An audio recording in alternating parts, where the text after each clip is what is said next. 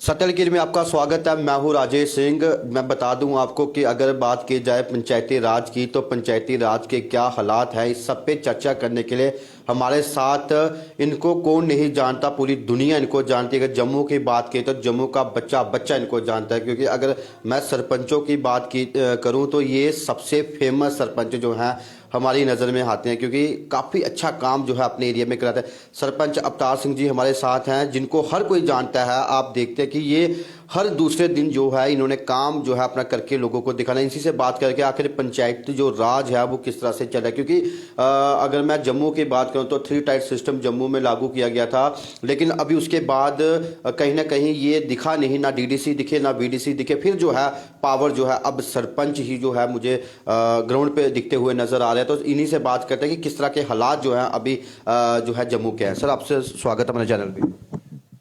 देखो, मैं आपका भी स्वागत करता हूं। आप इंटरव्यू लेने के लिए हमारे पास पहुंचे हैं। तो आपने पंचायती राज की बात की है। जब हमने इलेक्शन लड़ी थी, हम सत्यपाल मलिक जी उस वक्त हमारे गवर्नर थे और उन्होंने अच्छी सूझबूझ के साथ इलेक्शन करवाई थी। और उस वक्त हमें काफ़ी आश्वासन दिए गए थे कि सरपंचों को ये देंगे वो देंगे। खुदा ना खास्ता इलेक्शन हुई, हम जीत गए। उसके बाद हमने जब सत्यपाल मलिक जी ने ओथ सेरेमनी में हमें तकरीबन 4200 के करीब सरपंच थे, बुलाए थे उन्होंने ओथ सेरेमनी में। वहीं पर उन्होंने ये आश्वासन दिया कि किसी एमएलए या एमएलसी को मुझे मिलने के लिए वक्त लेना पड़ता है, सरपंच के लिए कोई वक्त नहीं। सरपंच किसी वक्त भी मुझे फ़ोन कर सकता है और डायरेक्ट मुझसे मिल सकता है। तो उस वक्त हमने बहुत खुशियाँ मनाई थी। चलो, सत्यपाल मलिक जी ने ये आश्वासन तो दिया, बदकिस्मती से धारा 370 टूट गई तो सत्यपाल मलिक जी चला गए। उसके बाद हमारे एलजी मुर्मू साहब आ गए। उसके बाद फिर जे हमारे अभी जो हमारे सेना साहब आए हैं, गवर्नर साहब, तो हम तो विरोधता नहीं करते हैं, मगर उसके बाद इन्होंने बीडीसी की इलेक्शन करवा दी। फिर भी हमने सोचा कोई अच्छा होगा। उसके बाद डीडीसी की इलेक्शन होगी। हमने तो गवर्नमेंट का पूरा रिस्पांस दिया, सभी सरपंच भाइयों ने मिलके, कि भाई कुछ अच्छा होगा 3 टायर। मगर हमें निराशा ही हाथ लगी। बीडीसी को कुछ बोलो तो वो बोलता मुझे आज तक चेयर ही नहीं नसीब हुई। तो डीडीसी भी कल एक मिले मुझे, मैंने उनको बोला डीडीसी आपके पास कोई फंडिंग होगी, हमें पंचायतों को कोई लाइटें वगैरह प्रोवाइड करवाओ। तो वो बोलने लगे हमारे पास है ही कुछ नहीं है।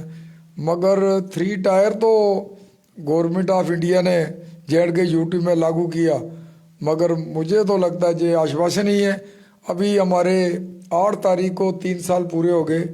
हमने 3rd एनिवर्सरी अपनी पंचायत में अच्छे ढंग से बनाई। वीडियो साहब बुलाए थे, पूरी डिपार्टमेंटल, जैसे सोशल वेलफेयर हो गया और एग्रीकल्चर के लोग भी आए थे।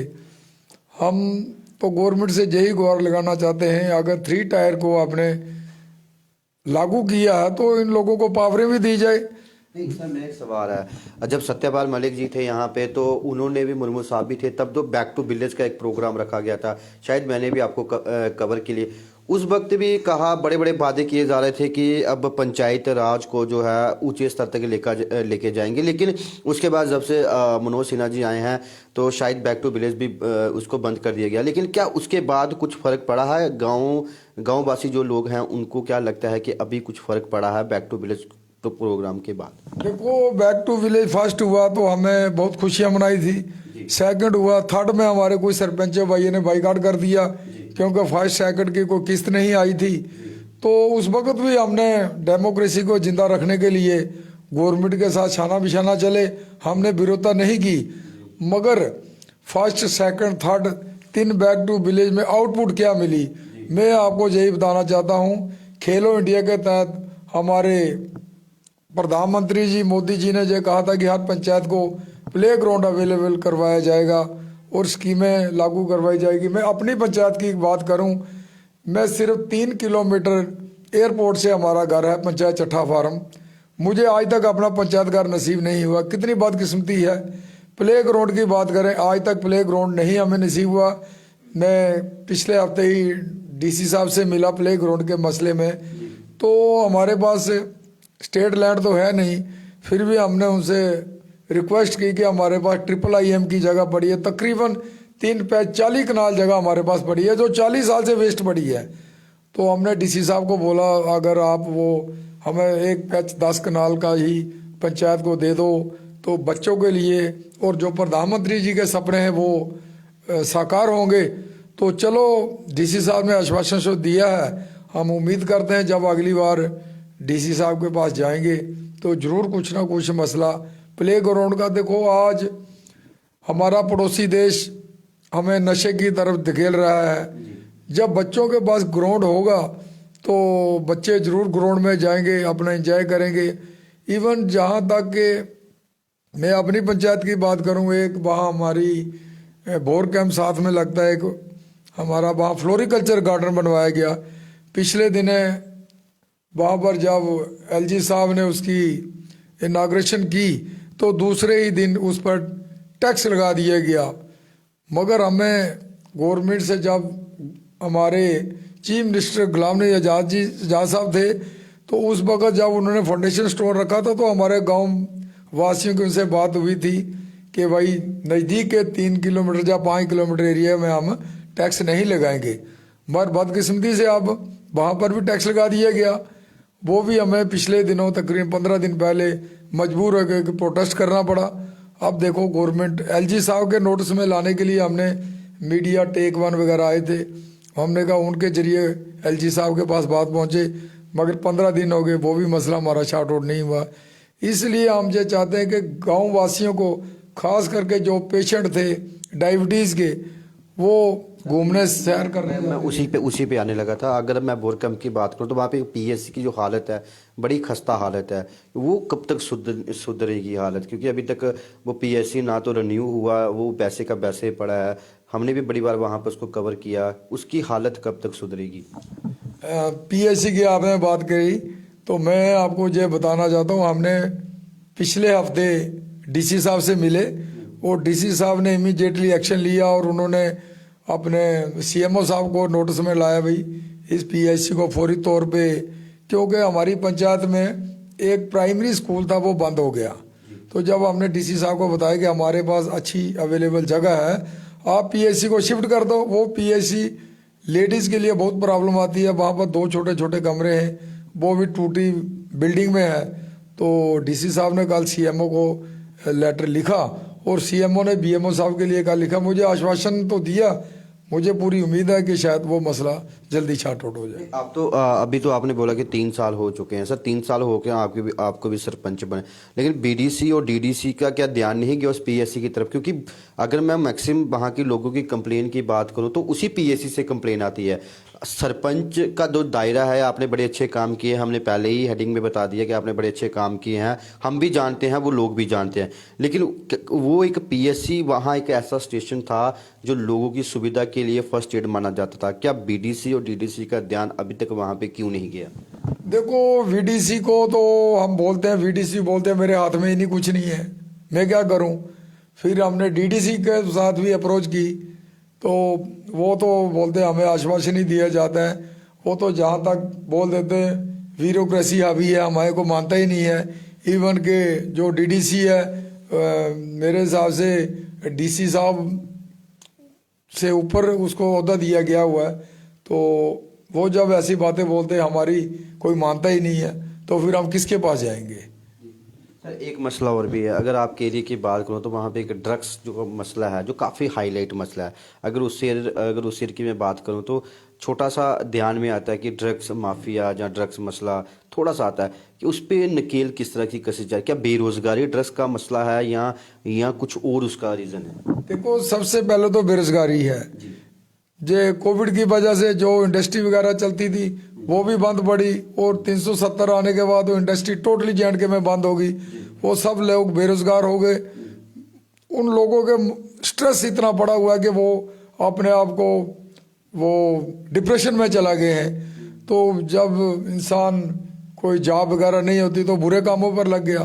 तो आपने बात की ड्रग्स की, मैं अपनी पंचायत की रिस्पॉन्सिबिलिटी ले सकता हूँ क्योंकि हमारे चौकी अफसर वहाँ बहुत स्ट्रिक्ट हैं।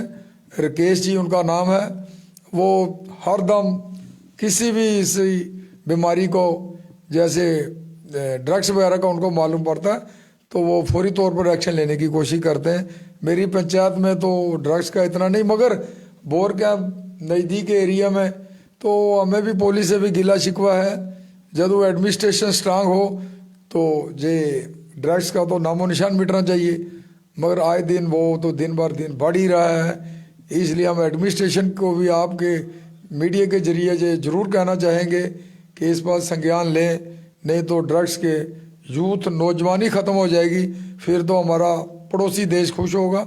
जो उसकी चालें चल रही हैं उसमें एडमिनिस्ट्रेशन की थोड़ी ढील मानी जा रही है, नहीं तो किसी की क्या मजाज है कि गांव में जाके ड्रग्स का धंधा करते हैं लोग।